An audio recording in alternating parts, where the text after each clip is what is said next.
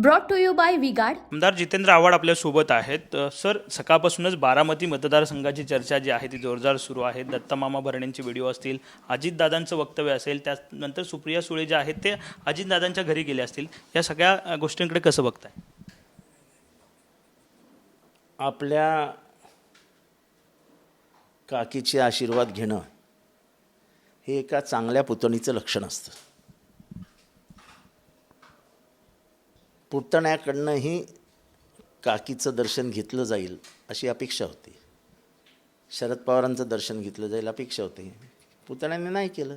हा प्रत्येकाच्या मानसिकतेचा भाग आहे. आपण वृद्धांना किती सन्मान द्यायचा हे हे म्हणजे आपलं आपण ठरवतो. सुप्रियाताईंनी ठरवलं की त्या आजीचा जाऊन आपण नमस्कार घेऊया. त्याआधी अजितदादा असं म्हटलं की मेरे पास माँ है, मतलब संपूर्ण कुटुंब नसलं तरी माझी आई माझ्यासोबत आहे, असं त्यांनी एक वक्तव्य केलं. स्वभाव त्यांच्या बरोबर आहे ना, कोण नाही म्हणतं.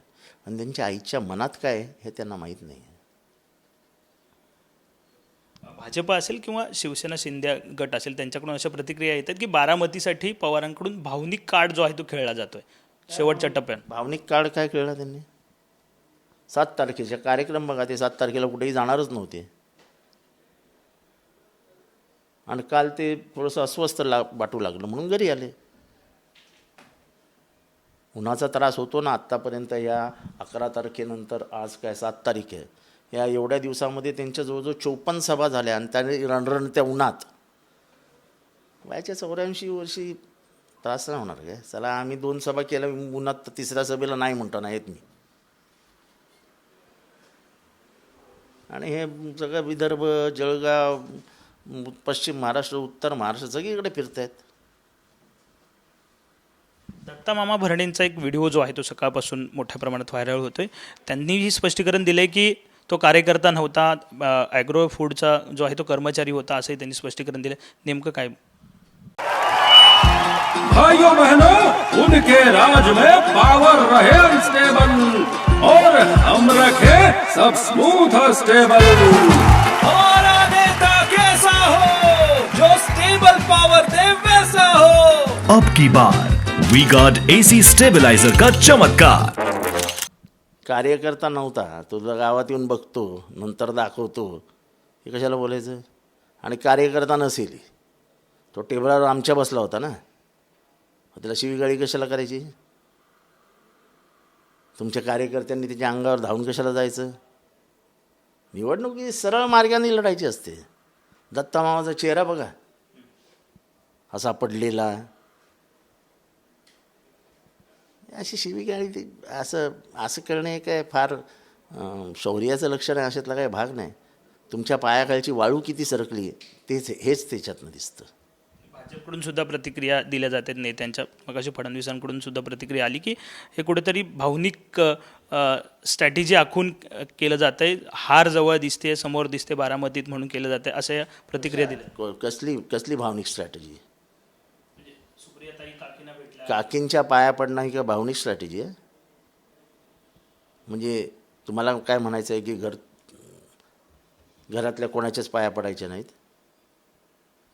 सर्व घरच्या सिनियर्सच्या पाया पडणं आणि नंतर मतदानाला निघणं ही प्रत्येक उमेदवाराची प्रक्रियाच आहे. आता मी जेव्हा माझे वडील होते तेव्हा वडिलांच्या पाया पडायचो, देवाच्या पाया पडायचो, आईच्या फोटोला हात लावायचो आणि बाहेर पडायचो. तिथनं मी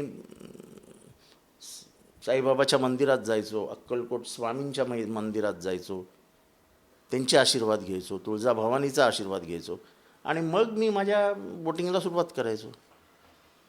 प्रत्येकाच्या आपापल्या भावना आहेत. त्यांची ठीक आहे, तुम्ही मोठे आहात माणसं आहात, तुम्ही त्याची टिंगलटवाळी करू शकतात, पण प्रत्येकाच्या मनात वेगवेगळे विचार असतात. त्या विचारांचा सन्मान हा झालाच पाहिजे. एक शेवटचा प्रश्न. बारामती लोकसभा मतदारसंघ हाय व्होल्टेज असं हा सगळा मतदारसंघ पाहायला मिळाला. अनेक गोष्टी समोर आल्या होत्या. काय वाटतं, विजय तुमच्या उमेदवाराचा होईल काय? ज्या शिवीगाळी केली जाते, ज्या पद्धतीने ह्यांचे हालचाली म्हणजे चेहरा, त्याच्यातनं विजय कोणाचा होणार हे निश्चित झालेलं आहे. त्याच्यामुळे त्याच्यावर फार काही प्रतिक्रिया द्यायची मला तरी गरज वाटत नाही. पण एकच आहे, हे सरकार फारच घाबरलेलं आहे. उनका बैकअप सिर्फ कल तक और हमारा चांद तक। हमारा नेता कैसा हो जो नॉन स्टॉप बैकअप दे वैसा हो। अब की बार वी गॉट इन्वर्टर बैटरी का चमत्कार। दलित समाजाच्या भिक्कूंना म्हणजे धर्मगुरूंना, मुस्लिम समाजाच्या धर्मगुरूंना नोटिसा बजावण्यात येत आहेत की तुम्ही धार्मिक द्वेष पसरवत आहे. ते फक्त एवढंच सांगतायत की मतदानाला उतरा आणि मतदान करा. हे तर सर्वोच्च न्यायालयाच्या सरन्यायाधीशांनी पण सांगितलं आहे. मग त्यांना CRPC 225 आणि इंडियन रिप्रेझेंटेटिव्ह ॲक्ट 105 ह्याच्या अंतर्गत त्यांना का नोटीस देण्यात आली नाही? तुम्ही समाजाला घाबरू इच्छित आहे. ख्रिश्चन समाज आहे, पारशी समाज आहे, पंजाबी समाज आहे, शीख समाज आहे, बौद्ध समाज आहे.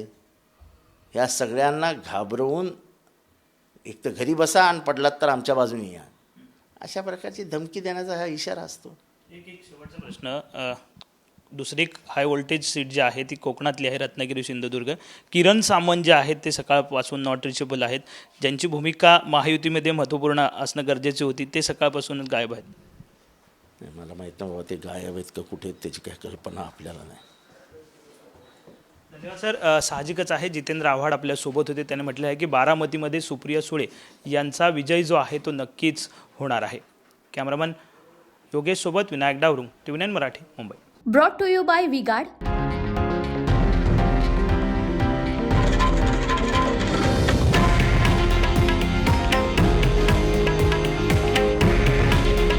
हे आहे देशातील नंबर 1 न्यूज नेटवर्क आणि आपण पाहत आहात TV9 मराठी. काळजी तुमची, हित महाराष्ट्राचं.